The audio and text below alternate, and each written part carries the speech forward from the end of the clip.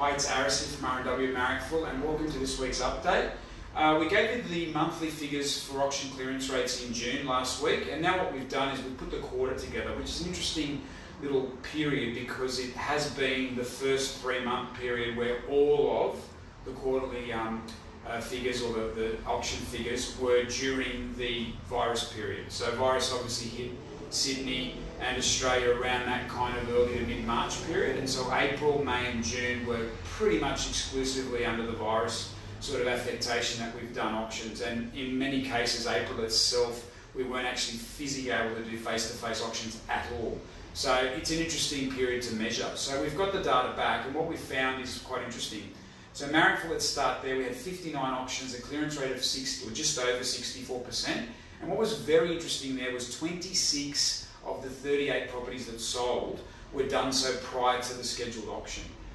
In Dudley Chill it was a little bit lower than that. We had 17 auctions, of which 5 of the 17 were sold prior. Hurlstone Park was much lower. Hurlstone Park only transacted 8 auctions in the 3-month period. But what I did notice out of that was there was a willingness between buyer, seller and agent in the middle to put a deal together and get it done before the scheduled day. I think the uncertainty of the times that we're in reflects that method of sale within the auction, the actual prior process, was one that was very popular.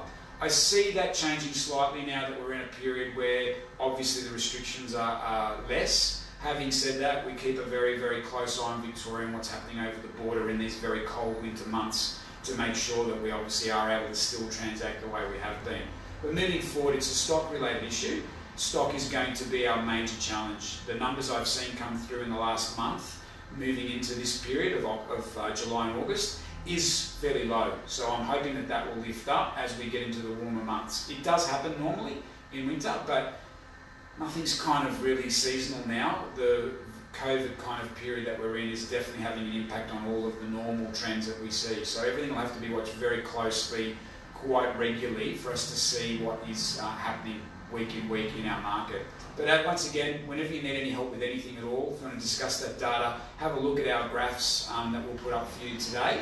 And next week I'll talk about the whole half year. That'll be January to June, and that'll be also interesting because it'll have half COVID, half not COVID. So hopefully you'll look forward to that, and I'll see you next week. Bye for now.